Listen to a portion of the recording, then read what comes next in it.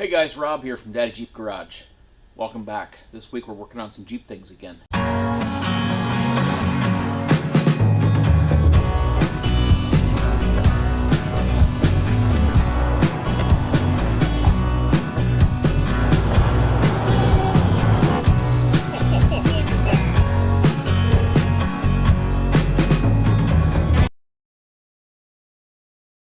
Alright, so today we're working on the floor. I got another Jeep on the lift, so I'm stuck working on the floor here. But we're going to get this front axle torn apart, put some new inner seals in it, and put in a spool.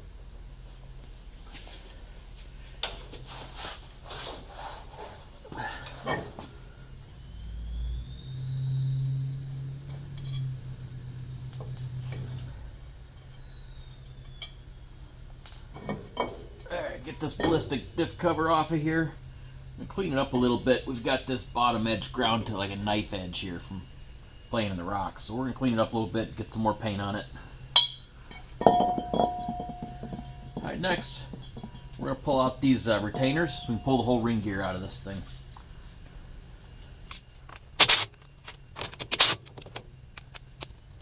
Not mix these up. These are already marked out for. Let's make sure they're oriented the same side.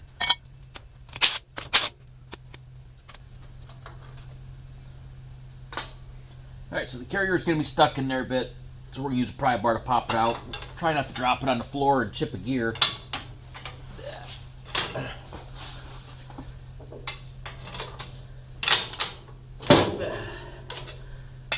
There we go.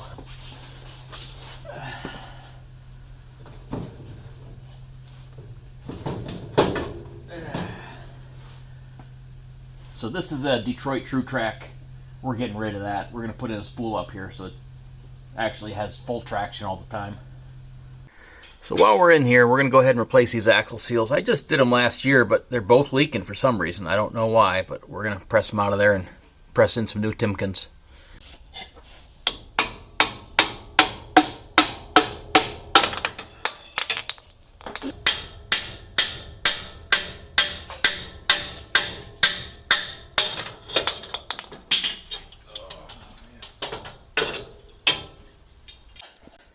Basically what I have here is a chunk of 1/2-inch bar with a sledgehammer head as a slide hammer. We welded a bolt on here that we're going to put this bearing cup on there, and that nut down there, and it'll just act as a slide hammer and pull that seal right in.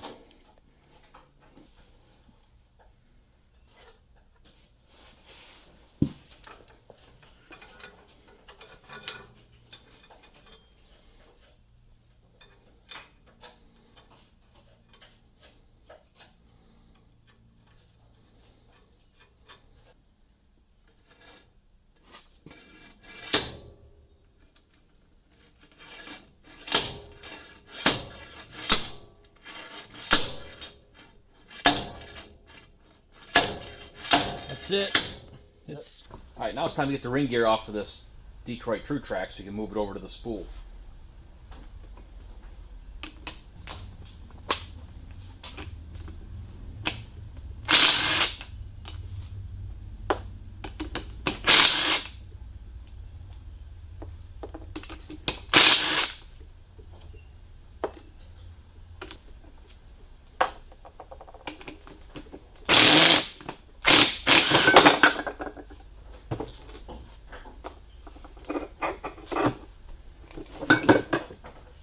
Okay, Detroit TrueTrac for sale. Who wants it?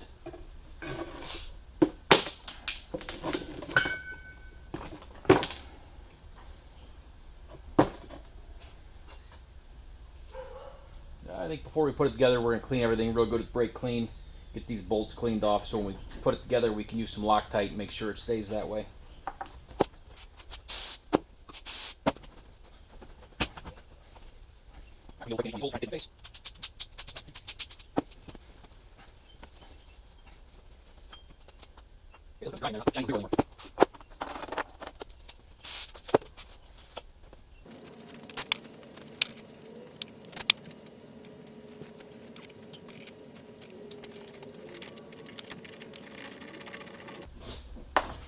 Okay, all the threads look nice and clean.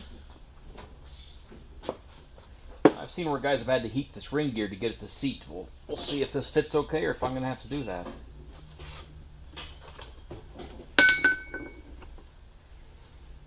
Looks like it goes right in place.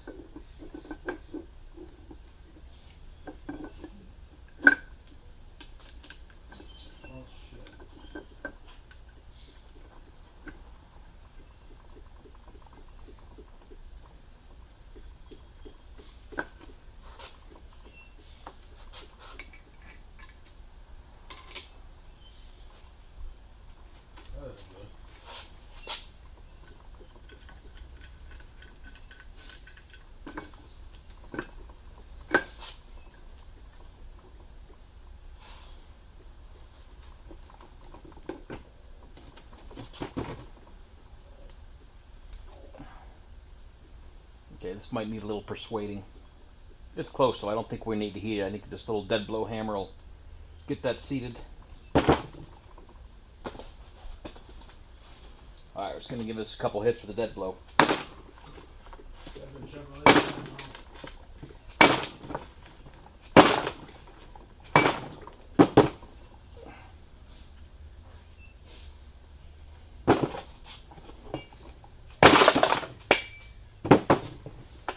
Mess with my tools. That's all seated now. Go ahead and snug up these first couple bolts. We'll pull them back out and apply anti-seize to them later. Get these in and get them marked.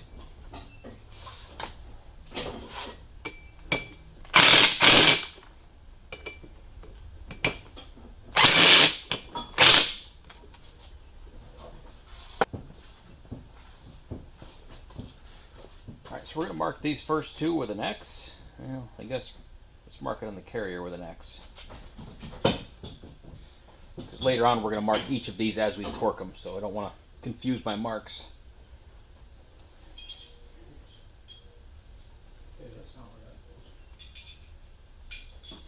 Alright, just a little bit of red Loctite.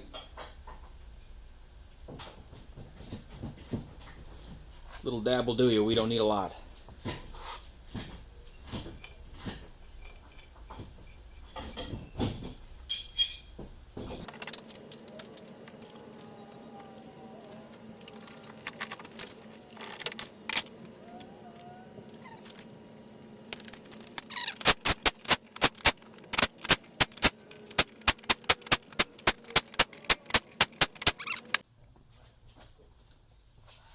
And this side just has the one shim.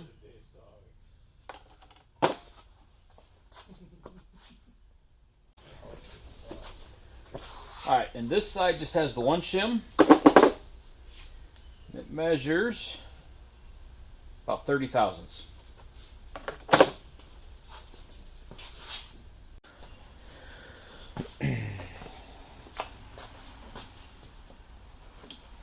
Alright, so we're going to use this bearing puller tool set that I got from Harbor Freight to get these bearings pulled off the carrier.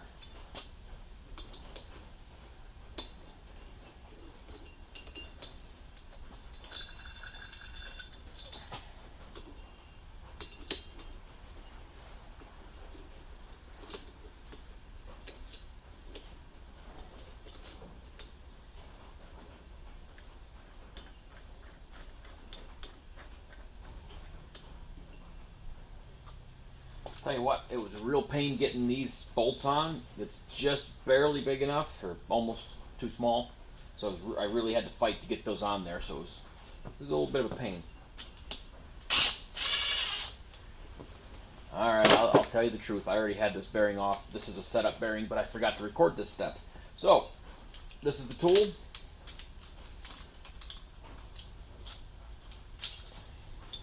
That bearing out of there.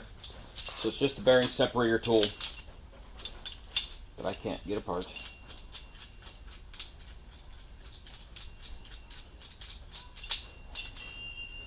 So you just put these nuts on each side and you clamp it to start separating the bearing, and then use the other pieces to pull it up off of the carrier.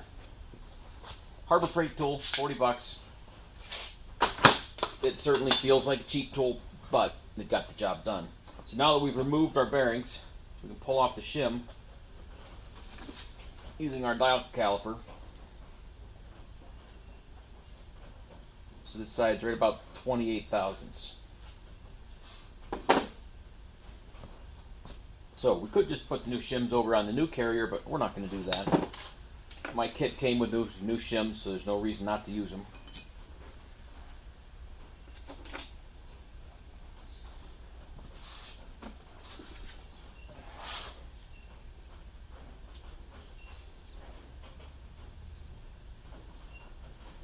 So these two are both about 32.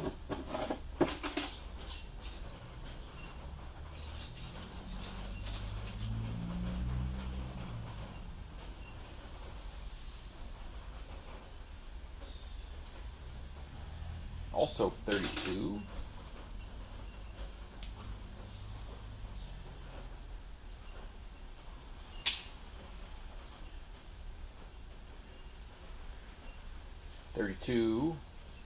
That's odd. Why so many at 32? I have no idea.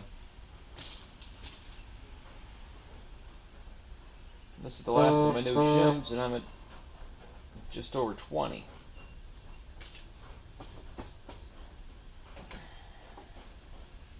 Okay. I already have some shims on the other side. Maybe I'll pull those apart and see if I can maybe get a better combination of shims over there, because that side required about 60. Alright, let's get this TrueTrac out of here. We're done with this thing.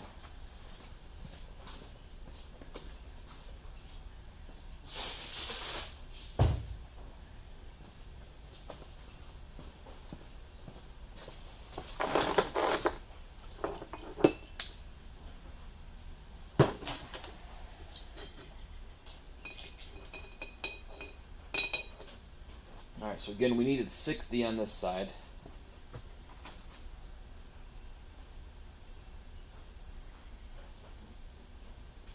So that was a 20, 25, and a 5. So if we use two of these 30s, 32s rather, can give 65, that's a little too much. So 30, 32,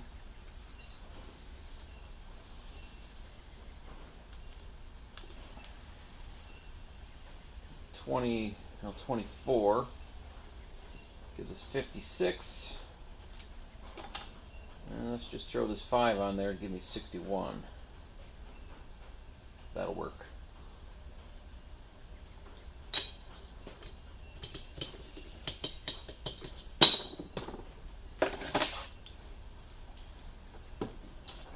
So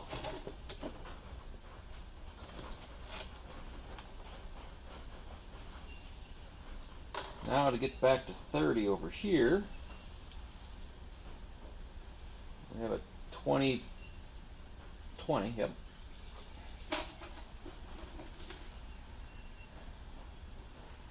And maybe a couple of 5s, nope, too much. And there's 10, that gives us 30. So that gives us our starting point, which is exactly what came out of the old carrier. Who knows if that's right, but at least it's a place to start. So I showed you earlier using the die grinder to clean out this inside radius to make these a slip fit bearing. I only showed a couple minutes of that video, but in reality it was almost 30 minutes of grinding. It took forever. Maybe my carbide burr is a little dull, but it took a long time. But we got it done. Obviously you saw it slip fit very nicely. It's still very tight, still accurate, but it's not a press fit anymore. So we can get these bearings back in the axle and see what our backlash looks like. Alright, so we drop the bearing race back on.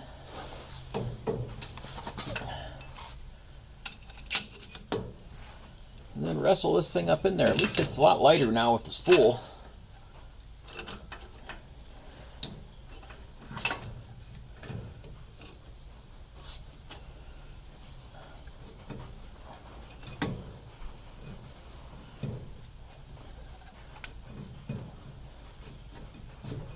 There we go. It's a little tight. Get my dead blow.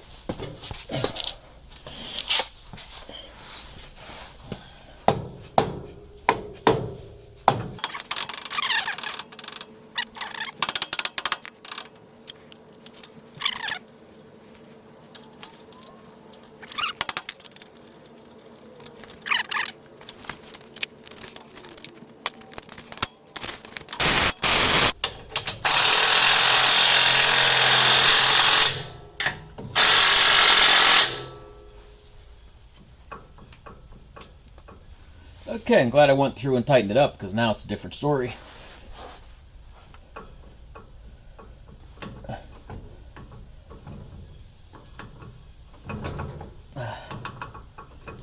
We have virtually no backlash, which means I need to move my gears away from the pinion. I need a couple more thousandths. Seems my shims start at 5 anyway, so we're going to move it 5 thousandths away from the pinion.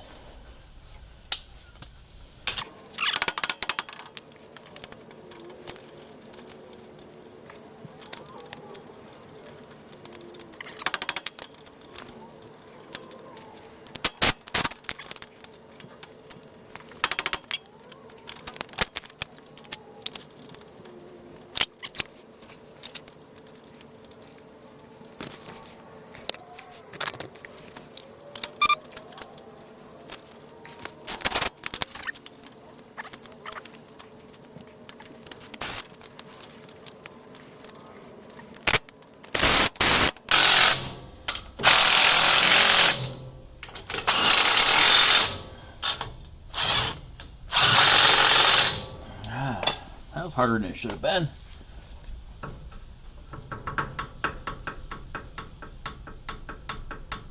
That feels a little better. We're going to go ahead and grab the dial indicator and see where we're at.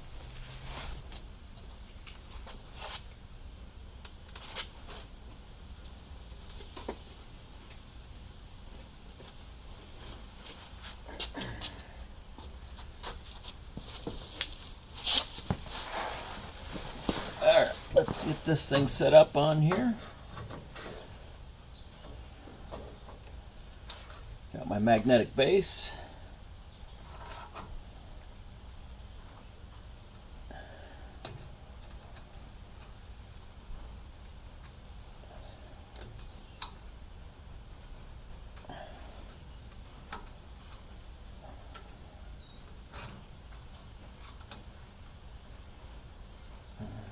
A little off there.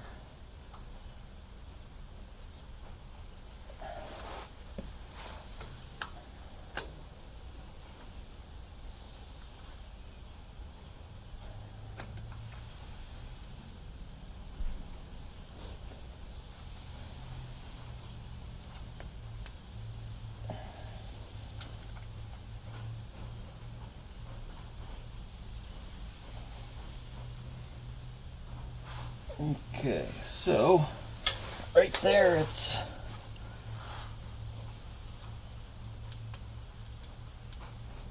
right at 90.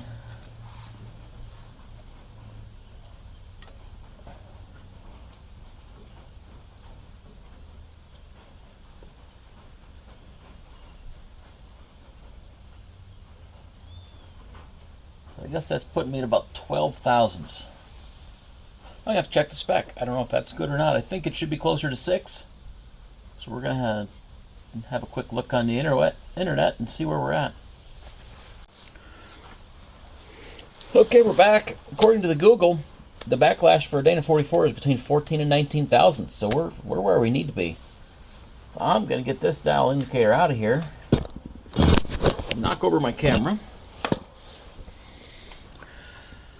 So here we are. We have a spool installed in my Dana 44 front axle. 456 gears. We're ready to go. Now, I know you're thinking I should be painting my gears and checking my backlash and my gear pattern, all that stuff. Maybe I should, but I'm not going to. I've checked it before. I didn't remove the pinion, so all I did was put in the new carrier and reset the backlash. I'm going to pull it out and torque it. Make sure all my ring gear bolts are torqued, but I'm not going to worry about painting the gear set because I really shouldn't have to. It's a front axle. It's not going to get driven down the road in four-wheel drive, so I think we're going to be just fine. Right, back over to our barn find shop press. We're putting this thing to work. We're going to use it to press on the new bearings. We're going to be very careful not to press on the carriage that carries the bearings. You don't want to distort that. We use a piece of square, 120 wall square stock because it's about the right size. It's going to press right in the center on the race, not on the cage, so it's going to work. We're going to go ahead and press this down on here. Make sure you don't lose your shims. If you forget those, you're going to have a bad day.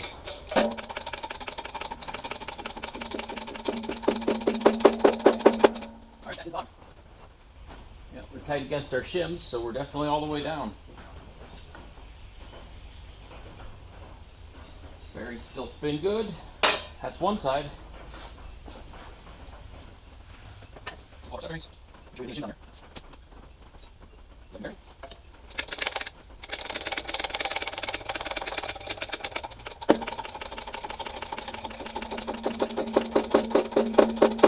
Alright, there we are, bottomed out again.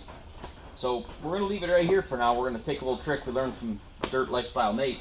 We're going to go ahead and torque these while it's pressed in here because it's good and solid. It's not going to move on us. We can get accurate torque on the ring gear bolts. So according to the Google, the ring gear bolt torque needs to be at 55 foot-pounds.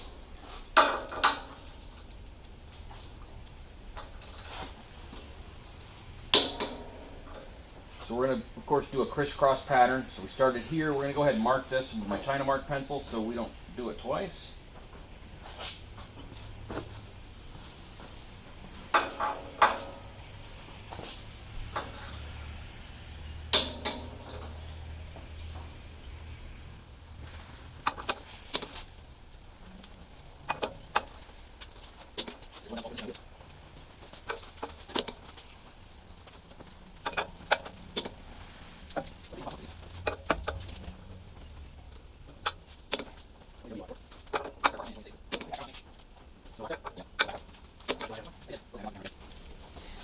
Alright, so they're all torqued to 55 foot-pounds. Alright, now we're going to torque the bearing caps to 60 foot-pounds. Alright, let's shove in some axle shafts. We have our new Motive Gear chromoly outer. On the long side, the Motive Gear chromoly outer and the US alloy chromoly inner. Alright, we're going to start with this long side shaft.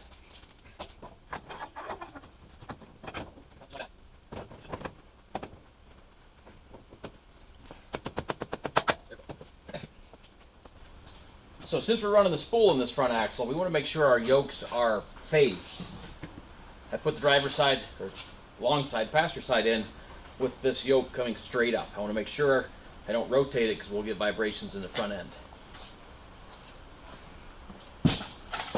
Okay, so we've got to make sure these yokes are phased exactly the same.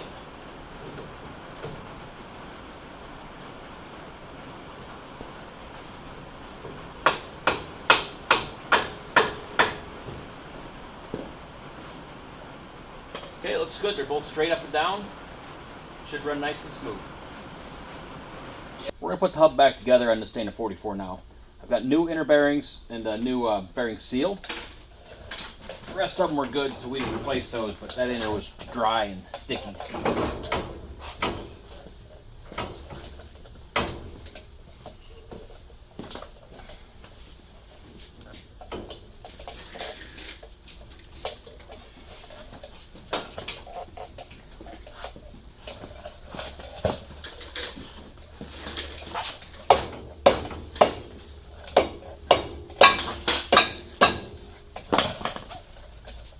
New seal was tight.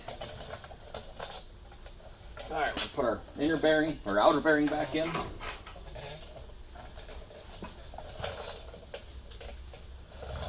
There's two of these axle nuts.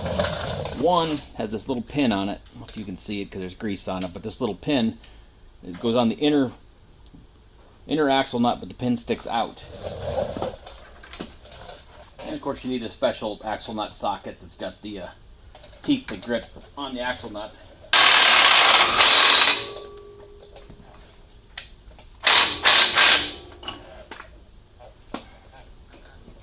So you want to get that snugged up so you have a little bit of tension on it. There's no play, because that's your wheel bearing. That's what holds this all in place. So you want to make sure it's snug and not too tight that it's hard to turn things.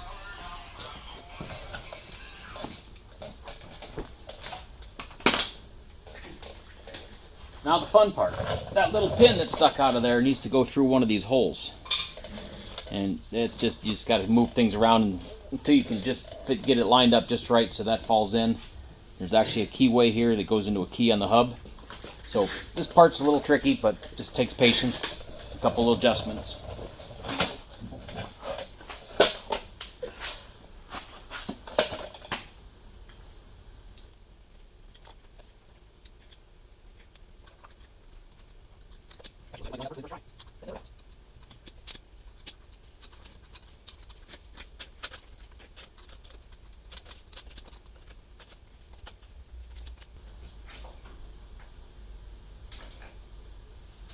Yep, it actually lined up on the first try. That's crazy.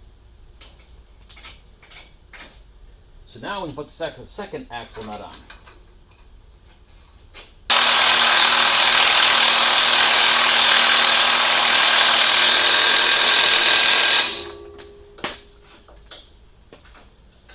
That's better. Now we got that seated.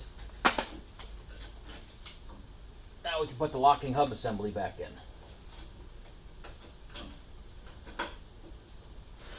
Just engages on the outside gears with that piece, and then this piece engages on the axle shaft.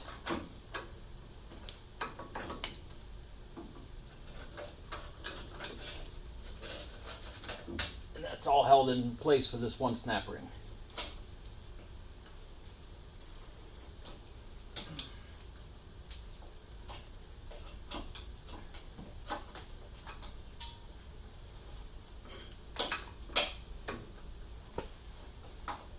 And then finally we can put on our locking hub.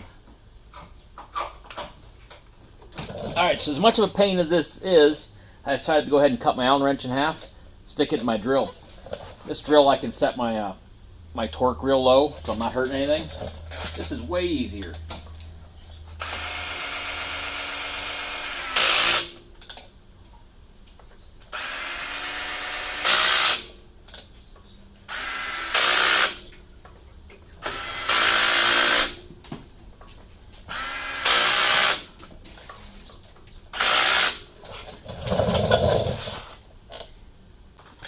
This was a long one this week, guys. I got a lot done. I didn't even show you half of it. I've got a whole bunch of footage for the next video already recorded. So thanks for hanging in there this long if you have. If you haven't already, please subscribe to my channel. Hit that like button, leave some comments. I'd love to hear some feedback. This weekend, we're actually heading to Southington Off-Road in Garrettsville, Ohio. So if any of you guys are out and about, look us up down there at the off-road park. We're going to do some wheeling, see how this thing works with all the new mods. Thanks for watching.